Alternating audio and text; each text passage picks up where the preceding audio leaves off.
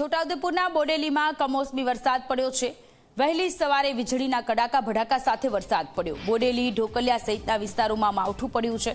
માવઠાના કારણે ખેતરોમાં પાકને નુકસાનની ભીતિ છે। ખેડૂતોમાં ચિંતાનો માહોલ જોવા મળી રહ્યો છે। છોટાઉદેપુરમાં કમોસમી વરસાદ અને કમોસમી વરસાદ ખેડૂતો માટે ચિંતાનું મોજું લઈને આવ્યું છે। બોડેલી, ઢોકલિયા સહિતના વિસ્તારોમાં માવઠું પડ્યું છે। બોડેલીમાં કમોસમી વરસાદ, ચોમાસા જેવો માહોલ અત્યારે છોટાઉદેપુરમાં જોવા મળી રહ્યો છે। બોડેલી, ઢોકલિયા સહિતના વિસ્તારોમાં વરસાદ પડતા જગતના તાત ચિંતામાં ગરકાવ થયા છે અને બેવડી ઋતુના કારણે રોગચાળો વકરવાની ભીતિ પણ લોકોમાં જોવા મળી રહી છે। સંવાદદાતા હકીમ જોડાયેલા છે ફોન લાઈન પર। હકીમ, છોટાઉદેપુરમાં કમોસમી વરસાદ પડી રહ્યો છે જેના કારણે જગતના તાત ચિંતામાં થયા છે। બીજી બાજુ બેવડી ઋતુના કારણે રોગચાળો વકરવાની પણ ભીતિ। जी बिल्कुल सोनल, मैं आपने जणावी दઉં કે છેલ્લા 2 દિવસથી છોટાઉદેપુર જિલ્લામાં રાત્રિ દરમિયાન ઝરમર જે વરસાદ વરસી રહ્યો છે જેને લઈને જે ખેડૂતો છે તે ખેડૂતો ચિંતિત બન્યા છે।